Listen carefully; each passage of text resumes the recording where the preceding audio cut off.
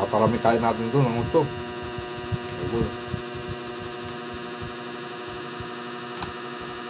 Tubig lang, tubig. Kasi asin, bitchin, magic sarap. Okay na, dabis na. Wala ka nang hahanapin pa.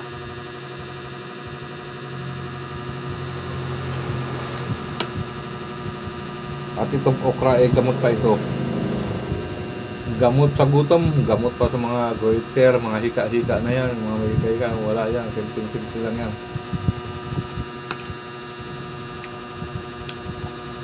Magkakain ka lang idol ng mga madudulas na bagay. Yung hika, nagbabawa na mga pupantaw yan. Wala. Sabi nung una, pagka may hika, pakainin ng butiki.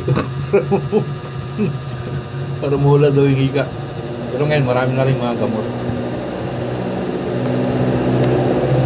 Unang panahon kasi mga idol, pang masyadong mga gamot-gamot eh.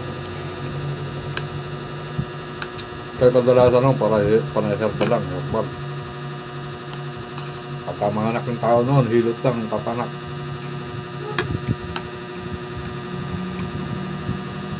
Pagka may sakit ka, maglaga ka ng kwan.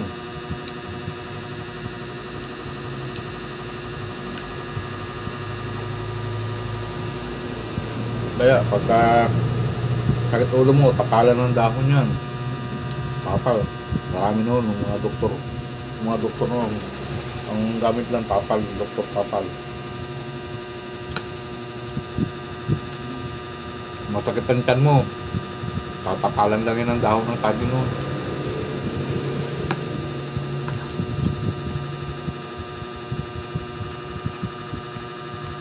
Kasi noong una mga idol, malalayo yung mga kanon.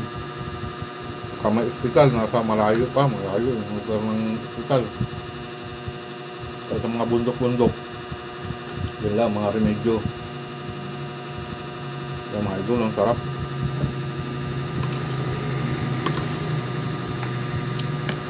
Sa amin noon, idol, isang sardinas lang. Ang panamin, isang ganyan. Isang sardinas, 15 kaming kakain. Idol. Lagyan lang ng tubig, tapos asin. Haluan nyo ng mga gulay-gulay sa bundok. Ayos na, tapos na.